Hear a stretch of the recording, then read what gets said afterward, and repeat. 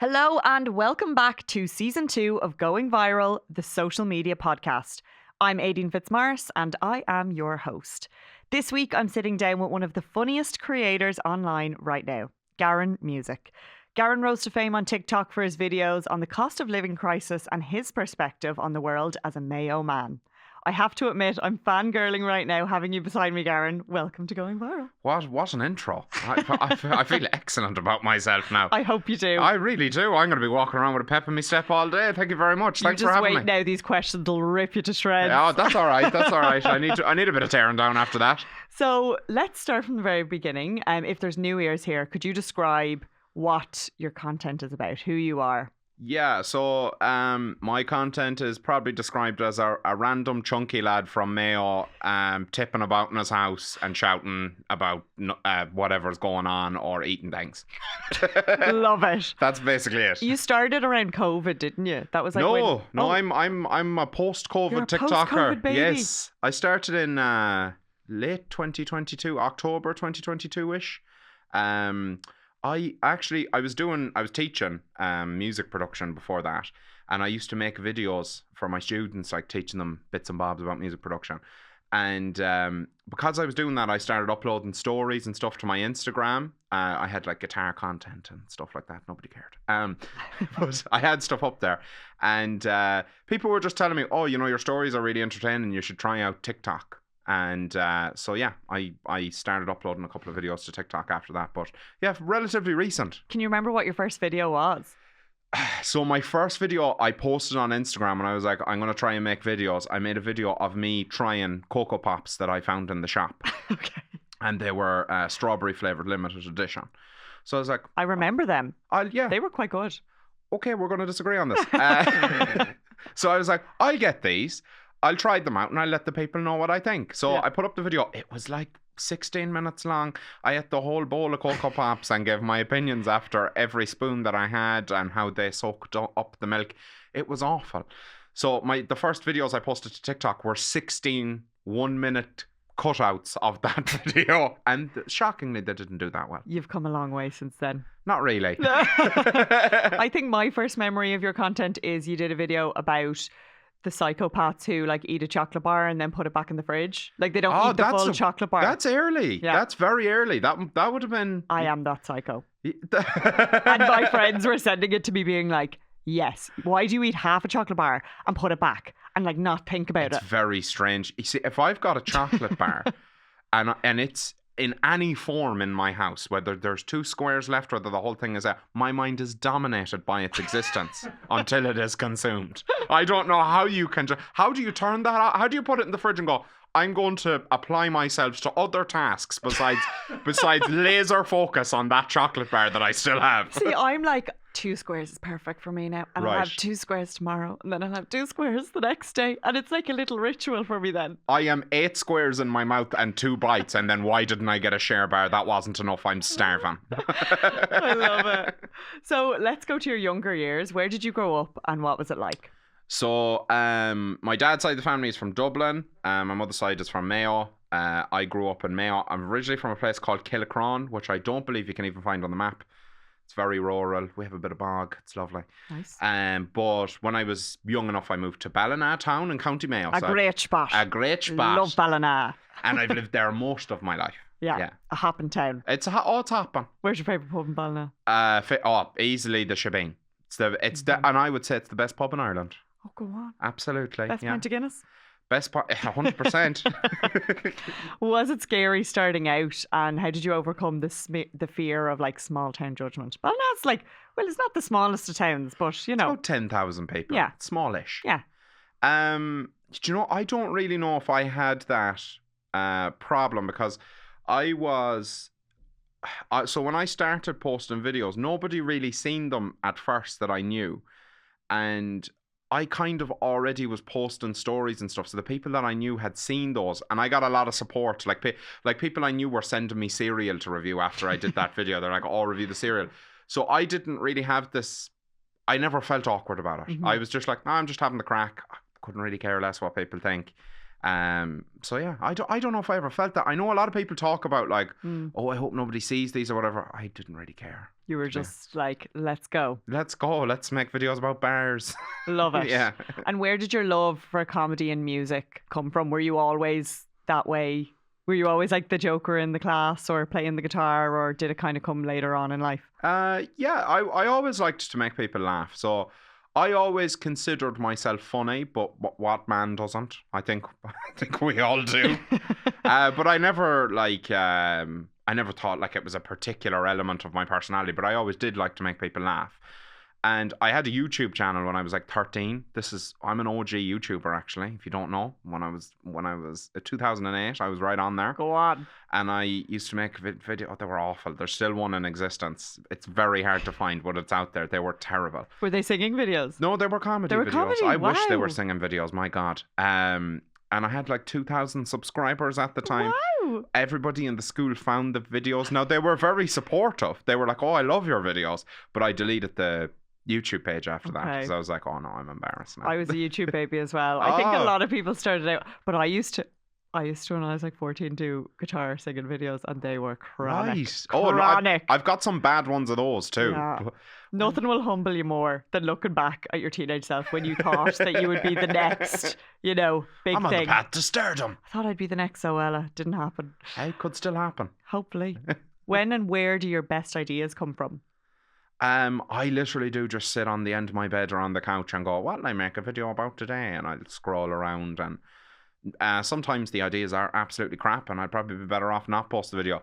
But when I started getting views on the video first, like I had one video that got like 100,000 views, and that's what kind of put it in my head of, if I just make a load of videos, like somebody will watch some of them. So I decided after that I was going to make a video every day. Mm-hmm. And I do stick to that for the most part. So there's a couple of days I'll miss.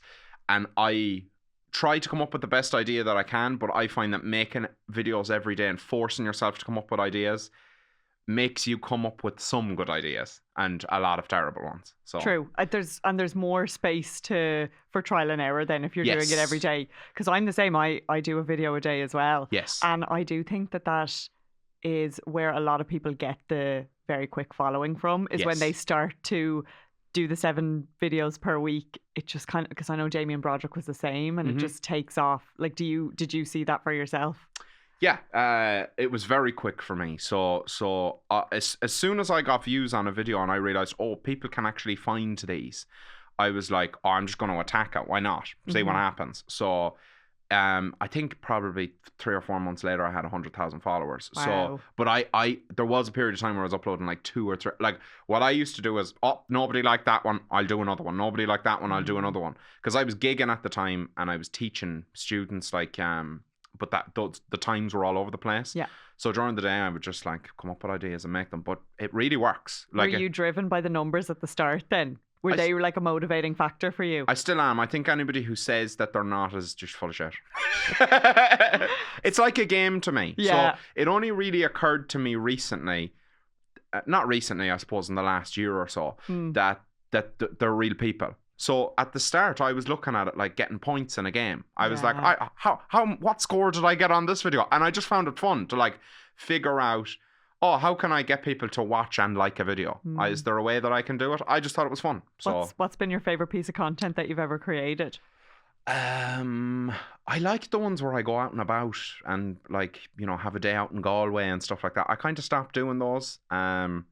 Just because I had a day out in the places that I like, so I didn't want to go back. But I used to do videos where I went to like just local shops. Yeah. And just picked up the candles and smelled them and said, oh, that's I used to love doing those. I remember those. Yeah. I remember you being in like a furniture store or something. Yeah, just local shops. I just used to go into. The problem is now if I try and do videos like that. You'd be hounded, would you? Well, there's that, but also people think I'm being paid. So it's you have to kind of make it. I feel like I have to make it obvious now that I'm not being paid for things, and it kind of takes up half the video nearly explaining I'm just in the shop. Yeah. Is that frustrating for you then? Because like I know I have the same struggles. Like if I go to a restaurant, people think I'm being paid for the review, but I never am. Yeah. So like, is that? Do you find that frustrating that if you still wanted to do, let's say, walking into a shop, yeah, you're kind of not really able to do it anymore because you think people will assume? Yeah, so there's things like that. Yeah, so I don't really put up, like if I'm out and about somewhere, I don't share a lot of my personal life anyway, but if I'm out and about somewhere and doing something or I have a bit of food, I would kind of second guess going, oh, that was a lovely sandwich. Or I might tell people about my lovely sandwich because I'll get loads of messages going, oh, you need to put #ad on that. Yeah, I'm not paid for the sandwich, man. Yeah. Like, sorry. I can like things without being financially compensated for it. Why do you think people think that everything that content creators do is an ad? I think because for a long time there wasn't enough regulation around it, and there are still people who are sneaky about it. I see it. There are people who are being paid and they're not being upfront about what they're being paid for, or they were upfront about it at one point and now they're kind of trying to, because if you put #ad on something, it kills the video. Everybody knows that. Yeah. So it's really hard to get views on an ad. But people, I think that's it. People were just sneaky about it for a long time, and now there's like no trust. Yeah, I think. And the regulations have gotten stricter actually recently. Yeah, I know. Yeah. But people, because it's gotten stricter, I think people are pulling away from that even more because they're like, oh God, yeah, I don't want, because like actually now #ad has to be the first word, or else you have to use the paid partnership label, and both of those are going to absolutely kill that content. I actually think that's great. I think that's how it should be. I agree. I think you should be it should be unbelievably obvious to the person that's watching that it's promotion, it's content for you're getting paid for. But I'd much rather that the ideas around doing promotional content changed. It seems that there's an interesting way that people view it where they go, oh, well, I don't like if an Instagram person does an ad, but they watch telly, they listen to radio, and they're fine with all those things. Yeah. Media has always been funded by advertisement. That's how it's always been funded. But people view it differently when it's, somebody making content, which is, I mean, if you're doing too much of it or you're shilling things that are shit or whatever, I totally get that. But a lot of people aren't. Like most people I know, they're not going to promote a product that they don't like. Yeah. Because they're shooting themselves in the foot. They are. Why would they do that? People remember that as well. 100, and so they should. Yeah. Yeah, so they should, yeah. It is mad. I know music is a real passion for you. Yeah. Do you find it can be difficult to pursue that now when comedy is what you're kind of known for publicly? No, not really, actually. It's been quite helpful. I sort of do, I do a lot of like festival things where I'll go and play songs, and most of the people know me from doing the comedy videos, but they're kind of happy to listen to the music as well. There's music in the gigs I do myself.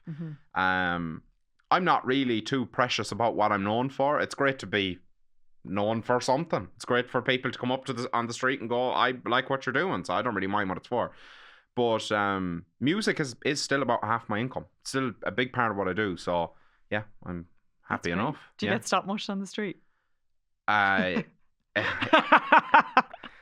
says it all. Yeah. Like, would you have to give yourself an extra 15 minutes if you had to be somewhere because you're like, I might be hounded? Yeah. So I don't go down like super busy streets. Like I wouldn't go to like Grafton Street.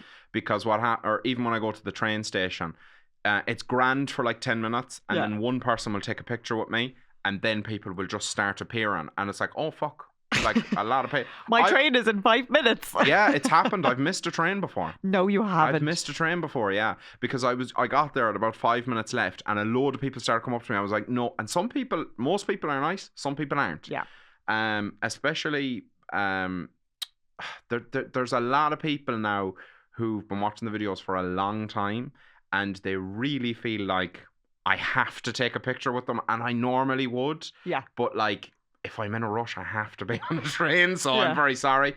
But yeah, it's happened. Oh my God, I can't believe that. You've made a career through brand collaborations, which we were just talking about. What was it like when these first came about? As I can imagine, as a Mayo man, you had no idea what to expect. I had no concept that people did it for like a living.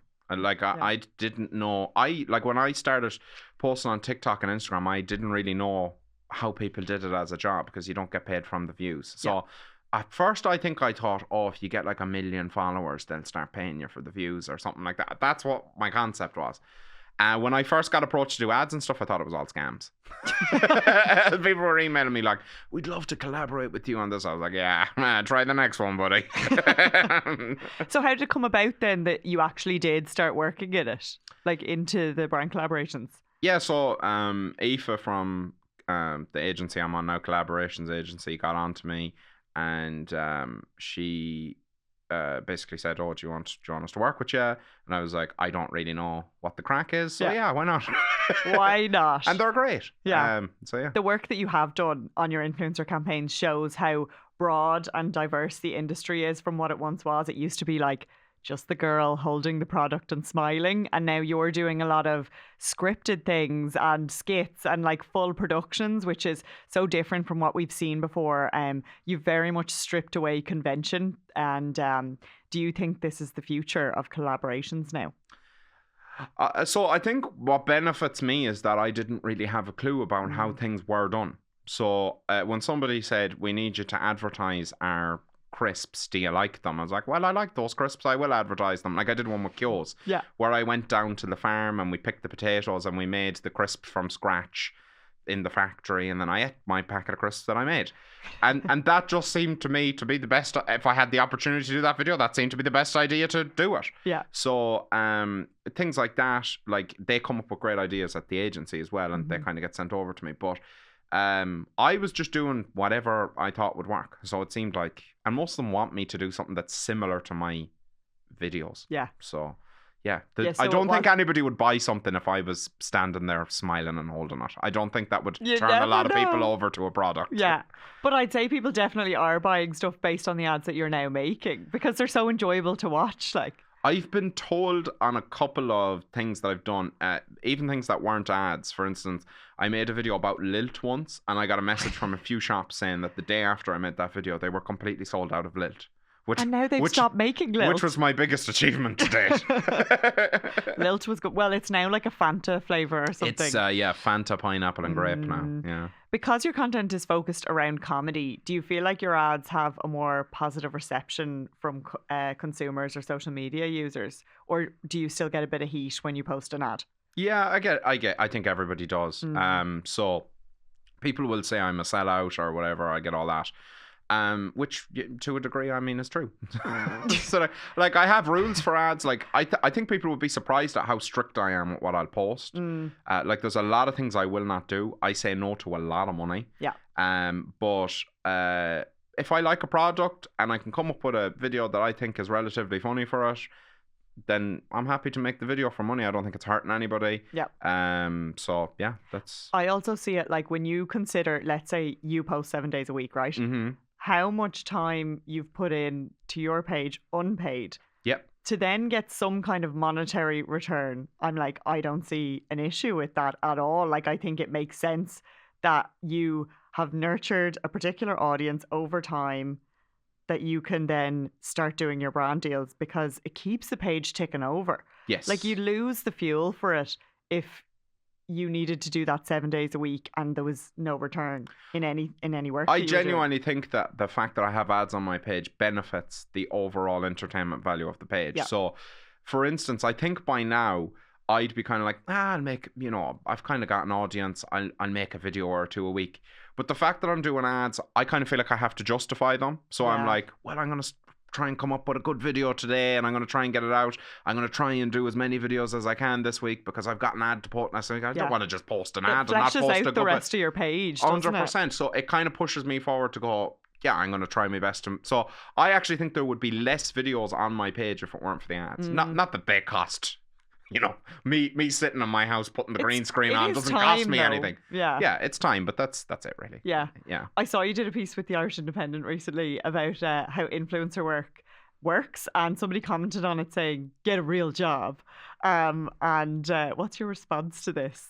Is influencing a real job? Yeah, I mean, everything. Listen, if you get paid for something, it's a real job. I think. Yeah. It's an easier job than a lot of jobs when you're in the position to do it as a job. So like now it's easy, but like it's not particularly easy to get to the point where people want to work with you in the first place. Yeah. That part is hard. But like it's obviously not as hard as going out in a building site. Like I've worked in a phone shop, I've worked cleaning student apartments, I've done office jobs. I like it way more than those things, obviously. Naturally. Yes, naturally enough. I've played in pubs for 10 years to people who don't want to listen to me. I prefer the gigs I'm doing now to that. I won't lie. Yeah. You did respond something really funny to that guy though. I remember reading the comment and laughing. You were just like, cool man, or like, I don't know what it was. No, I doubled down. So like they were like, so what I did was, I remember it. What I did was somebody had posted get a real job, and I put it up. And then I posted stories afterwards where I was fanning myself down with money. I had to take every cent out of my bank account to get a few 50 euros into my hand. And I was fanning myself down with money. I was like, hey guys, how was work? Was it good today? Sorry, I'm roasting. The energy rating in my house is just so good. Oh my God. Did he respond? No, of course, yeah. I just did it for my own entertainment. He probably didn't even see it. I hope he saw. I think like sometimes when it comes to the trolling or those kind of comments, you just have to smack back in a funny way, and then they realise that they're just being dickheads. I don't mind a bit of a heckle. I think it's healthy. The funny thing about comments is a lot of people worry about bad comments. I think people don't worry enough about good comments. It's not healthy to hear extremely positive things from thousands of people about yourself all the time. It's not the real world. It's so true. Yeah, it's not. That's not real life. So I think people don't like hate comments, but I think you need the odd person to just tell you you're a fat bastard shaving. To humble you. 100%. I think you need it. I think you need to be cut down about it. That's the one part of Irish culture that I think is quite bad. But I do think it also serves a bit of a purpose. I'm very like interested lately with influencers and ego. Yes. I think what happens is, especially people who grow extremely quickly, you can just see this like click in their personality, and they, as you said, it's probably they're getting thousands and thousands of comments telling 100%. them they're amazing, and then they're like, yeah, I am amazing. 100%. And like it's a really interesting thing to watch because I've seen it in a few people, and I'm just like, come back, because it's so important to still be like not out of touch. Like you still need to understand how the average person is living their daily life and how people interact with one another, and it's not all like flash and fakeness and masking. And that is something that really worries me when I meet lots of content creators. Sometimes I'm like, oh, there's one person over there and I can actually feel their ego exploding. Like it's like an energy thing. Absolutely. It's mad. It's a weird thing, because I think there's like this myth about things where you either have a certain character or you don't. And people with a certain character can deal with it, and then other people just can't. I think you have to be thinking about it. Like you can't have so many people reacting positively about you and not have it affect the way that you see yourself or the way that you see the world. So I'm very concerned with the fact of always telling myself, if somebody posts a positive comment, it's about them. It's about what's going on in their day. They've had a laugh at the video. The video isn't me. The video is a minute about something, usually a topic that's separate from me. Yeah. And I've brought it to a person's attention and they've got a laugh out of it like they would with a friend or whatever it might be. I think you have to separate yourself from the good comments the same way you do with the bad comments, because the reality is nobody commenting knows you. So they're not going, you're great, I've looked at your entire life and you're fucking fantastic. They're going, I liked this video, I'm going to say something positive about you. So it's a weird thing. I'm always sort of thinking about it because it's a strange thing to have happen and then go, what the fuck is this? You have to do a bit of mental work on it. Like you have to actually like think about it and recognize it and stuff. And sometimes it can just creep up on you and you're like, oh God, what's happening? And especially like when I was the same as you, I grew really quickly. Yeah. And then all of a sudden I was like, why do I feel uncomfortable about like if somebody comes up to me on the street and they compliment my page, I'm a bit like, oh God, what do I say? Like there's just all these experiences that you're never trained in a natural social setting. Yes. And they're thrust upon you and you're like a fish out of water. You're like, I don't know. What am I supposed? And then like if 2 or 3 people come up to you on the street every time, are you meant to be like, oh my God, thank you so much? And that might not be your natural reaction because somebody might have stopped you half an hour ago. Very strange, yeah. So I've done a few things like I've done some teenage discos and stuff like that, and I do meet and greets and stuff like that, and I love meeting people. I love people come up and they say the nicest things to me and they tell me about their life, and it's brilliant. Yeah. But there is this uncomfortableness with it where I'm smiling, I'm taking a picture with somebody, and then the next person comes, and then the next person comes, and you're like, there's something about it that's like, I hope that you feel like this is a genuine thing, because it's very strange. Like, it's a very strange thing. And it's the same with the comments. It's like, you can become immune to the fact that you're getting a lot of positive comments. You can become immune to the fact that you're getting a lot of negative comments too. But you have to actually put yourself in the center and go, like, really appreciate the experiences you're having, and focus on that appreciation, because humans naturally, I think, take things for granted, and you can't allow yourself to do that, because it's an amazing thing to be able to do, to be able to connect with a large group of people and be creative and be able to make some form of living from that. I'm one of the luckiest people to ever live, so it's I mean, it's an incredible thing, you know. It's mad. I feel lucky too. Yeah. Where when people meet you, what do they reference? Is it always "I'm delicious," or is it like any particular videos that come up? I'm delicious always. Are you the delicious fella? Is that delicious? Delicious? It's always going to be that. People always delicious. Do you still like saying it? I do. Okay, good. I do. You know, I do.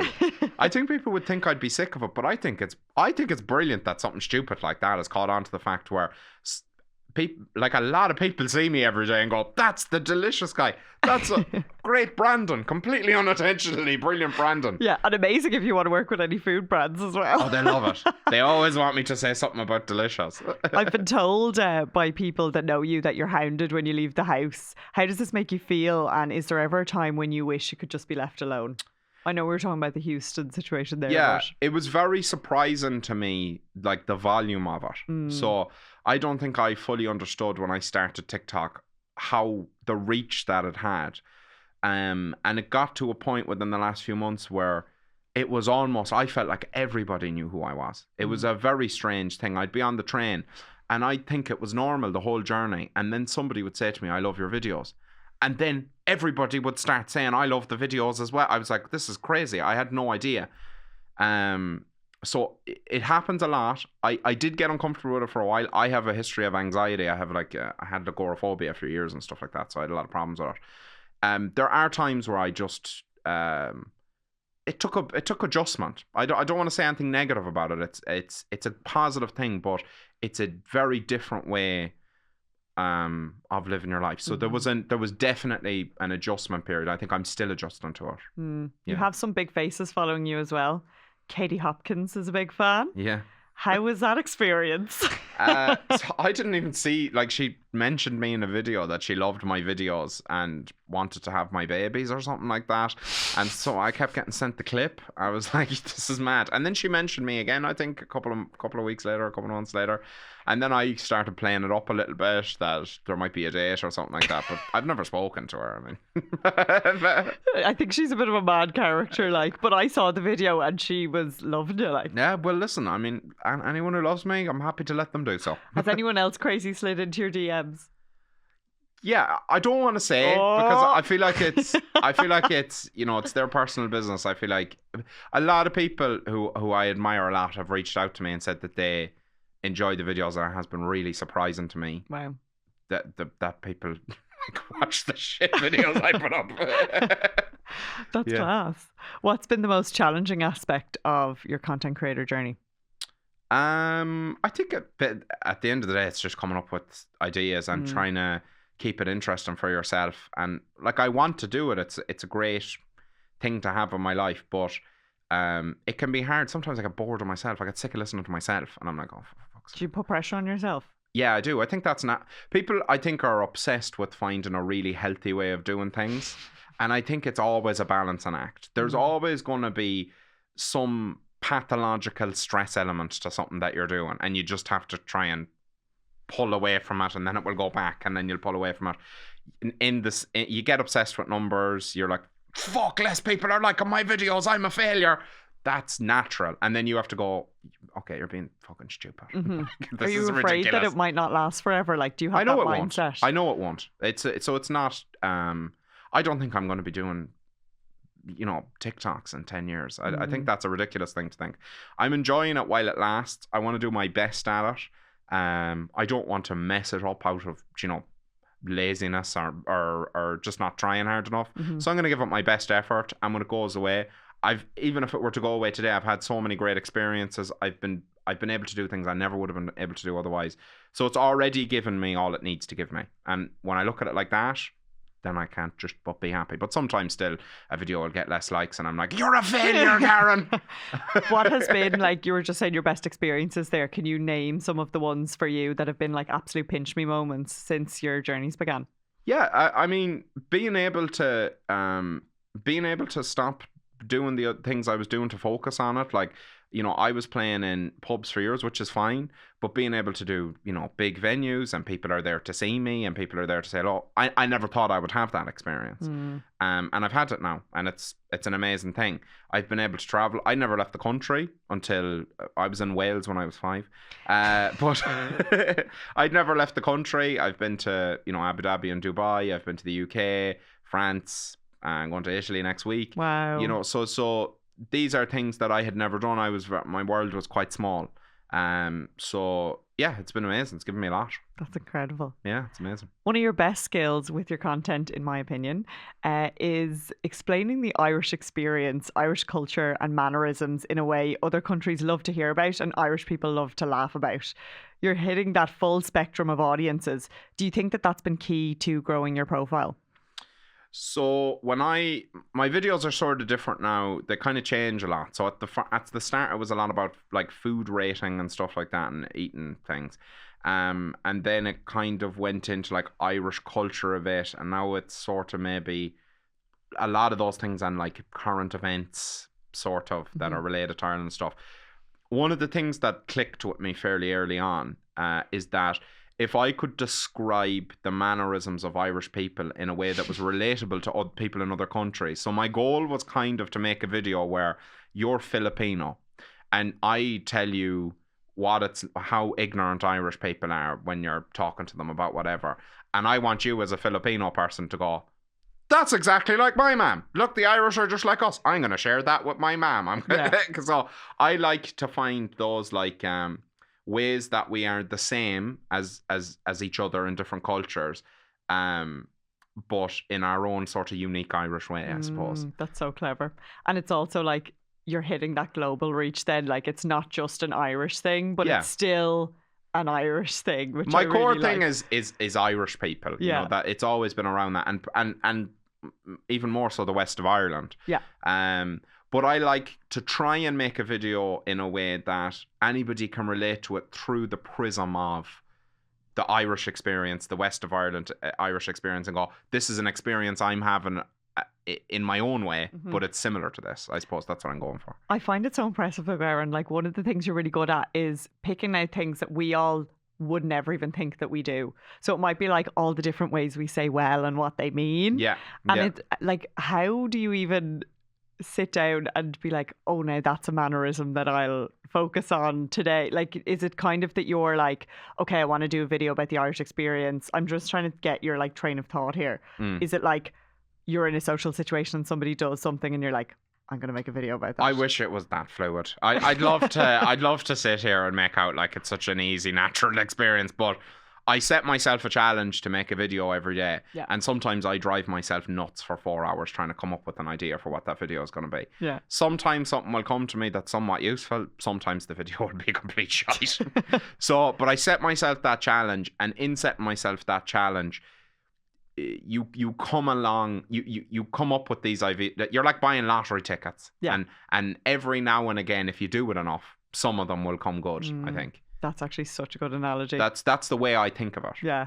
What's the strangest thing that Irish people do that you might not have done a video on yet? So it could be like a mannerism or... I probably have to sit here for 6 hours and think about it. 4 hours later. There are instances where I have seen people make videos on TikTok or whatever, and they are producing a mannerism that I would love to talk about with them as an example, but I don't like to target individual people. But you'll see it all the time on TikTok. You'll be like, oh man, I would love to just put that video behind me and talk about it because it's so funny. But I don't like, even though I may mean it in a good way where I'm like, oh, this is what my grandmother's like, or this is what my auntie used to be like. I feel like if you're putting the focus on somebody else in general, you're kind of you're giving other people the opportunity to bring them down. So I try and avoid that. But there are definitely mannerisms that I've seen that I'd love to display to people and go, this is what people are like here. Yeah. It could just be a nod of the head and everybody knows what that one person is saying. Everybody knows somebody who's exactly like that. Yeah. So yeah. Do you think like the west of Ireland has better kind of characters, let's say, than the other side? Because I know I love going to the west. I think there's just some magic about it, and my dad's from Kerry, so like we're kind of, I have an uncle called Telly-Ho, that kind of stuff. None of my mom's family who are in the Midlands would be called Telly-Ho. Like it's just always characters and good stories. I think that you just don't get the other side of the country. I think probably what happens in Dublin now, and why it might seem that way, is just that things are so big that these sort of random characters, people just aren't interacting with them. Whereas if you're in a village, good point, you know that lad that down there, everybody knows him. There's 6 of us. We all know each other. Yeah. So we're more aware of those people. You hear the stories about them. Whereas I think this is probably a bit somber, but a lot of those characters might slip through the cracks in a bigger place. There's not that same tribalism. Yeah, I think so. So those people are out there, but they're not really getting that same opportunity to be, well, he's in the village, he comes to the parties, he's mental, but but you get on with it. Like the Uncle Colin and Dairy Girls is always my reference of that relative that everybody has, and you're just like, they walk into the room and everybody's like, oh, you know exactly what's going to happen when they walk in. But he's part of the community, so he comes to everything. Yeah. So let's talk about music, because I know that's a big part of your life. Talk to me about your gigs. I know you do a mix of kind of stand-up and music at your gigs. What should people expect, and why should they buy tickets to your upcoming gigs? So the gigs I'm doing now are like... So people have been asking me to do stuff for a while. I stopped doing pub gigs because they became difficult for me to do, because people would come up to me afterwards, and it used to take me 2 hours to get out of the place. I'd be carrying fucking speakers and guitars and the whole shebang out, and people were like, oh, you made a video. My cousin is like that. He doesn't sit down when he comes into the house. And it just got a bit too difficult. So I took a break from doing those. Mm-hmm. And people were like, oh, I'd love if you'd do a gigs or a meet and greet or whatever. So what I'm doing now is I'm actually working on the full show, which is going to be sort of a bigger thing. It's going to be multimedia. I'm probably going to have a couple of guests. There's going to be music. There's going to be a bit of comedy. Now there's a bit of shite talk, a bit of music, and I do a meet and greet afterwards. That's the gig as it stands now. But I'm working towards big things going forward. So. Oh, is that a hint? It is. Oh, it is, correct. I can't wait. Buy tickets for the big things. Thank you. Will you be doing any festivals? Yeah, I've got the next. I'm doing one in a week. What's the Crack Festival? I'm playing a bit of music at that. Cool. I just did the Drogheda Arts Festival. I get kind of an into almost everything, because I can either go and talk shite for a few minutes or play a bit of music. And people are like, we'll get the delicious fella down. Why not? Get him down. I go to Willie Clancy in July, so I hope you'll be there now, doing a few tunes. Who knows? Who knows? You do a lot of small town performances. Is this important to you? Yeah, I go to the places where people ask me to go. So if I get messages, so when I did a couple of gigs, people are like, oh, you're going to come here? I go, well, I'll have a look and see if we can find a place to go there. And then sometimes they're wrong. Nobody else wants me there, and nobody buys tickets. We've only had that experience once. Most of the time, look, amazingly, we've been selling out the shows. But sometimes not so much. But that's what I base it on. So where people ask me to go, that's where I go. What's been your favourite random town that you went and did a gig in, and you were just like, this place is mad, it's a bit of me? Nowhere that I want to call out for any good reason. There has been a couple that I would call out for a bad reason, but I'm not going to say it. I would say my favourite place to go outside of Mayo, which I always love doing. I love anywhere in Clare. Love Clare. And I absolutely love going to Killarney as well. Yeah. Killarney's hopping. Yeah, love hopping. it. Yeah. Talk to me about your OnlyFans, Garron. Go on. I was waiting. It had to be in the show notes. I was like, we have to bring this up. Is it still happening? How's it going? Nah, not really. So I made it. I made it for a while as a joke. And I still kind of chat about it the odd time, but I don't. Were you actually sending people videos of you being like, who's a good girl? So the way OnlyFans works is you post to your feed. Okay. And it's like people have to subscribe to my feed, and then when they subscribed, it'd be a video of me sat across the table with a candle out, going, "Oh, your eyes glisten like Ballina Cathedral. You're a lovely woman." That was the content. I'd have made us chicken dippers and waffles or something. It was a romantic meal. There's a video where I'm like lying in bed and we're just cuddling each other. And I'm just like, oh, there's a lovely cuddle. We might have a bit of a nap. I'll make us tea and I'll go out and wash the few dishes that are in the sink. That's what it is. And did you have many subscribers? Yeah, I had like a good few. There was a month I made like €1,000 off it. No way. No, that wasn't every month, but I thought that like, that's good. Hey, you're telling me I used to make that in a month. Cleaning fucking sick off apartments. Just for making a few chicken dippers. 100%. Oh my God. I stopped doing it though because it just the joke ran its course, you know. There's only so many times you can do that. And I think you should bring it back. Maybe for a special occasion. Give the people what they want. What is the craziest thing somebody has requested from you on social, like TikTok or OnlyFans? I've talked about this before. It was an OnlyFans request. Okay, go on. And they asked me to eat a really huge portion of beans on toast. Now, they said they were a lady. I don't know if they were a lady. So basically, they wanted me to eat like a massive portion of beans on toast and be like, oh, I'm so full. I couldn't eat any more beans on toast. Oh, but I'm so greedy. I'll eat more. And they were going to have a go at themselves or whatever when they watched that. Did you do it? No, I didn't do it. I thought you were about to say yes. No, I didn't do it. When I do my shows, I pretend I did it, but I didn't. Oh my God, can you imagine? We're going to talk about your life now. Yeah, so what okay. is next on the cards for you? I know some things you might not want to reveal. You have a big thing coming up, but anything that you can talk about? I'm ahead of where I thought I'd be. So I'm happy. I mean, I think I couldn't have expected things to go as well as they've already gone. So I'm very happy. I'm releasing some music. That's kind of for myself. I'm not expecting to be a chart top or anything, but I'll be releasing some music. I'll be doing my gigs, continuing to make the videos. I'm going to start doing more YouTube videos this year. So longer form stuff. Possibly a podcast. Nice. That sort of thing. I watch long form content. So I want to get into that a bit. I could be shit at it, but sure, look. What kind of thing will you be doing on the YouTube now? Would it be... So the idea I have for it is it's going to be cooking videos and sort of like compilation reactions. So just reacting to particular parts of pop culture I find to be important. Tier lists, ranking things, discussing important topics such as what the best pasta is, etc. That kind of thing. Lots of people are going back to YouTube. It's really interesting. I've always watched... I don't watch TikTok at all. You don't watch TikTok at all? Instagram. Garron. I wouldn't watch my own content if I'm honest. I would scroll right on by it like, who's that fucking agent? So you're 100% YouTube. I'm a YouTube person. Yeah. I do love YouTube. Yeah. I think the longer form, and I think TikTok is clever with the 10-minute videos now. Yes. Because people are committed to watching things for longer. But I still think... People do. I've put up videos that are like 7-8 minutes long on TikTok and they've done like 1 million views, which shocked me. I didn't know. Just as a test. There's one of me opening me shopping.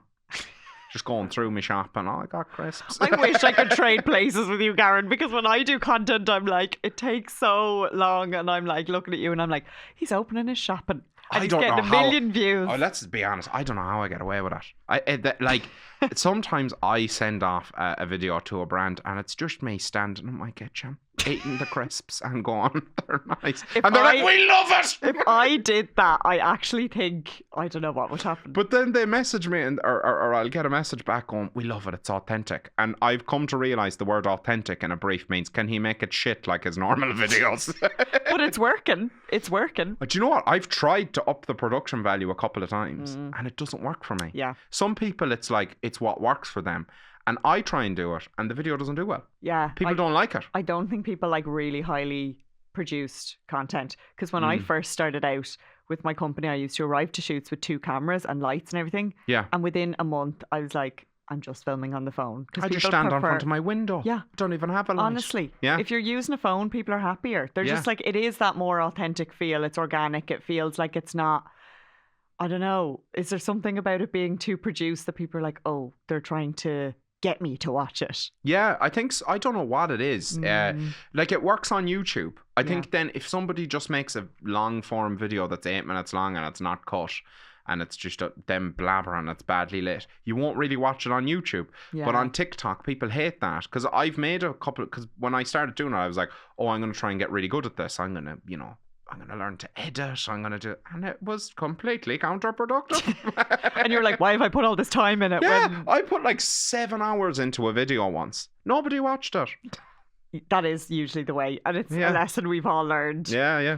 So you're working in Dublin a lot at the moment. Yeah. How do you, as a culture, I'm also a culture, find the big smoke?